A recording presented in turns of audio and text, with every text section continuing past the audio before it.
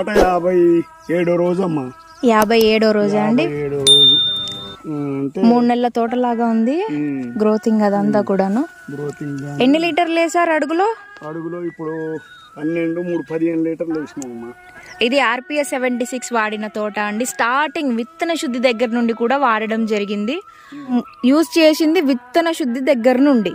ఇక్కడ మొక్క అనేది తట్టుకునే శక్తి అనేది మొక్కకు పెరిగింది. సో మనకి ఏదైతే ఈ పురుగు అనేది ఆశించినా కూడా మొక్క అనేది దానికి రియాక్ట్ అవ్వకుండా ఉండడం అనేది జరిగింది. దానివల్ల మొక్క అనేది స్ట్రాంగ్గా ఉండడం జరిగింది. ఇది 57 రోజుల తోట. గ్రోతింగ్ కానివ్వండి, పచ్చదనం కానివ్వండి, పూత కానివ్వండి,